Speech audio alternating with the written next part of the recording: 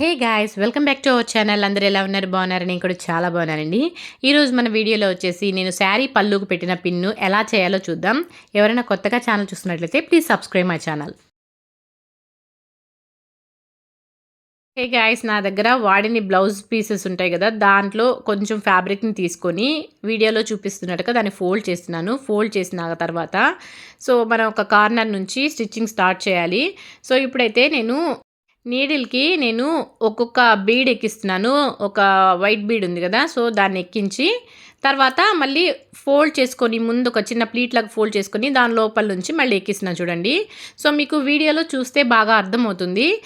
ప్రతిసారి నేను ఆ చిన్న ప్లీట్‌కి నీడిల్ ఎక్కించే ముందు ఒక బీడ్‌ని అయితే ఇన్సర్ట్ చేస్తున్నాను. అలా ప్రతిసారి ఒక్కొక్క బీడ్ ఇన్సర్ట్ చేసుకుంటూ ఒక్కొక్క ప్లీట్ పెట్టుకుంటూ దాన్ని మనం కుట్టుకుంటూ పోవాలన్నమాట.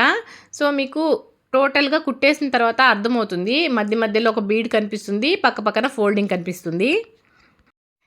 ఈ శారీ పిన్ వచ్చేసి మనం పళ్ళుకు పెట్టే ప్లీట్స్‌ని బట్టి ఆ శారీ పిన్ అనేది తీసుకోవాలన్నమాట. మనం చిన్న సైజు ప్లీట్స్ పెట్టుకుంటే చిన్న సైజు పిన్ చేసుకుంటే సరిపోతుంది.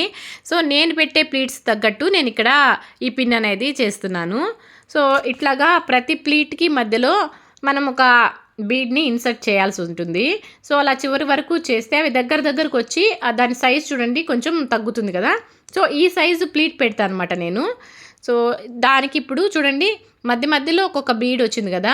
ఇప్పుడేంటంటే మనకు పిన్ను పెట్టిన తర్వాత కిందకి మనకు బీడ్స్ హ్యాంగ్ అయ్యేలాగా పెట్టాలనుకుంటున్నాను. దానికోసము మనకు జంప్ రింగ్ ఉంటుంది కదా, అది ఒకటి, ఇంకా మనకు ఒక పిన్ లాంటివి ఉంటాయి కదా, అవి తీసుకొని మనకు బీడ్కి ఇన్సర్ట్ చేసి దాన్ని మనం ఫోల్డ్ చేయాలి. అది ఫోల్డ్ చేసుకున్న తర్వాత ఈ రింగ్‌కి ఈ ఫోల్డ్ చేసుకున్న బీడ్ ఉంటుంది కదా, దాన్ని ఎక్కించడమే. ఇప్పుడు చూడండి ఆ పిన్‌ని ఫోల్డ్ చేస్తే మనకు రౌండ్ లాగా వస్తుంది.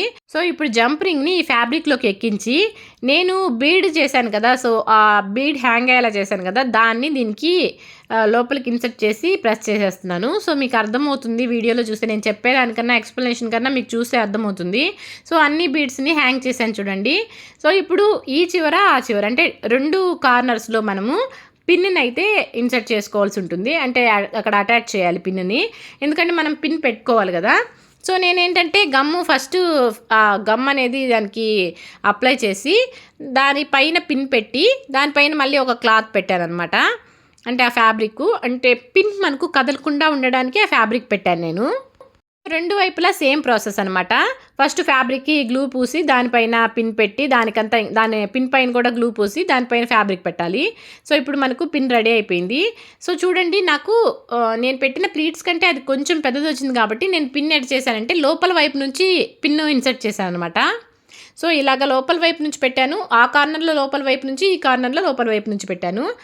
టోటల్‌గా ఇది నేను పింక్ శారీ కట్టాను కాబట్టి లైట్ పింక్ కలర్‌కి డార్క్ పింక్ కలర్ మ్యాచ్ అవుతుందని చెప్పేసి నేను ఈ డార్క్ పింక్ తీసుకున్నాను. వీడియో నచ్చినట్లయితే లైక్ చేసి షేర్ చేయండి. నెక్స్ట్ వీడియోలో కలుద్దాం. అంతవరకు సెలవు. Bye, take care.